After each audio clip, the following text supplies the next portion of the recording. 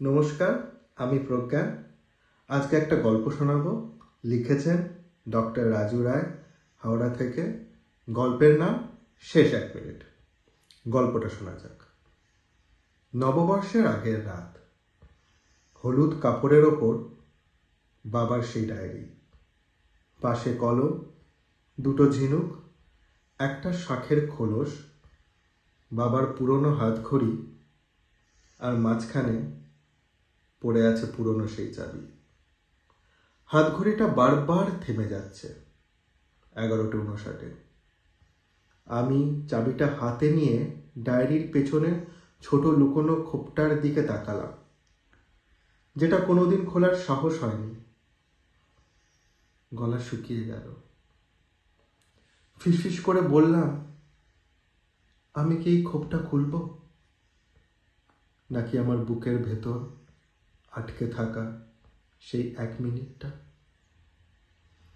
ঝিনুকটা কানে তুলতেই সমুদ্রের শব্দের ভেতর ভেসে এলো, 1 মিনিট সময় দে, তারপর রাখিস। আমি কেঁপে উঠলাম। সেই রাত, বাবার শেষ ফোন। আমি বিরক্ত হয়ে বলেছিলাম, এখন না, পরে কথা বলবো। চাবিটা কাঁপতে থাকা হাতে খোপে ঢুকিয়ে ঘোরাতেই টুক করে খুলে গেল।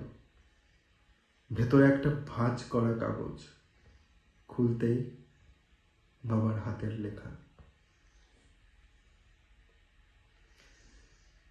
যেদিন তুই এই চাবিটা দিয়ে এটা খুলবি, সেদিন বুঝবি আমি শুধু তোর 1 মিনিট সময় চেয়েছিলাম। নতুন বছরে যদি পারিস, আমাকে সেই 1 মিনিটটা দিস। চোখের জল আর থামল না।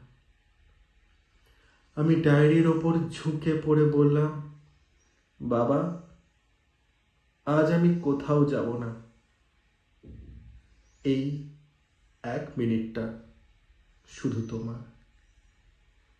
কলমটা দিয়ে কাঁপতে কাঁপতে লিখে ফেললাম, আমি তোমাকে খুব ভালোবাসি, খুব। শাঁখের খোলসটা নিঃশব্দে বেজে উঠল, যেন আশীর্বাদ। ঠিক তখনই ঘড়ির কাঁটা এগিয়ে গেল। 12টা বাজল। নতুন বছর এলো।